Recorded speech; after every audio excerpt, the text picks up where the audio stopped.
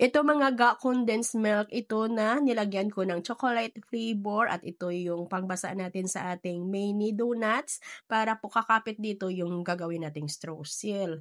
At yung ating streusel na ito ay kailangan ay lutuin muna natin yung ating harina. Ito yung ating recipe ngayon kaya tara na simulan na natin. So umpisa tayo dito sa ating mixture. So dito kailangan natin ng light brown sugar at itlog. At cocoa powder. Kailangan yung gagamitin natin dito na cocoa powder ay yung maganda yung quality para masarap talaga yung ating chocolate donut. Iodized salt yung gamit natin para madali lang matunaw at dito maglagay tayo ng baking powder at powdered milk. Yung ating mantika ay regular lang yung gamit ko, yung mga mumurahin lang na mantika. At kung gusto niyo yung syala talaga na mas lalong sumarap talaga, kung gusto niyo kayo gumastos dito, ay imbis na tubig, gagamit kayo ng evaporated milk. Kasi yung akin dito mga gaay, tubig lang yung gamit ko, pang masa lang talaga yung ating timplada kasi ay pangbinta din natin ito sa school canteen para din ay makatubo din tayo dito. At pag sigurado na tayo na tunaw na yung mga dry ingredients natin, ay ilagay na natin yung ating harina.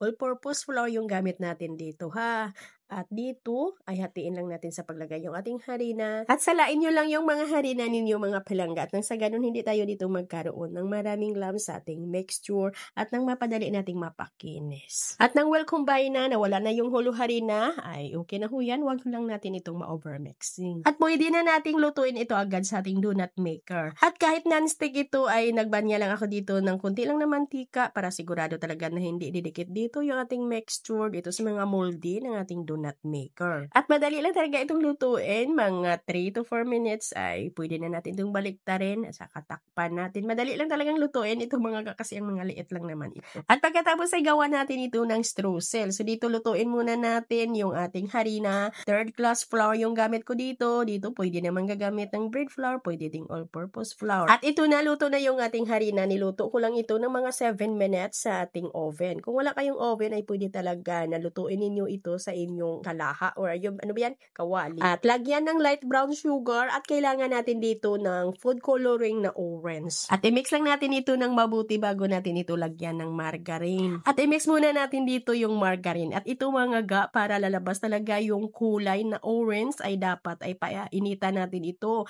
Bali ilagay ko muna ito sa ating oven ng mga ilan lang na minuto. Mga 4 to 5 minutes ay okay na. Basta mainitan lang siya ng kunti. Pwede din na doon ninyo ito sa kawali ninyo ipainitan para lalabas talaga yung kulay orange ng ating streusel. Ayan, ito na ga, lumabas na yung kanyang kulay orange dahil napainitan na natin. Nailagay natin na sa ating oven.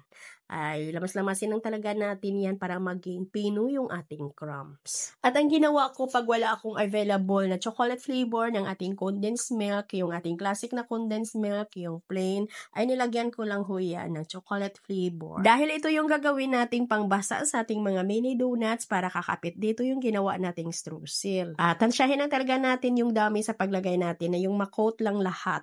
At halu-haluin lang natin yan ng padahan-dahan lang. At nang well coated na sa ating condensed milk, ay pwede na nating ipalubog ito sa ating streusel. At nilagay ko ito sa 250 ml ng transparent tub at 8 pieces yung laman bawat tub. At bali naubusan ako ng 250 ml ng ating round container tub kaya gumamit na lang ako ng 500 ml ito.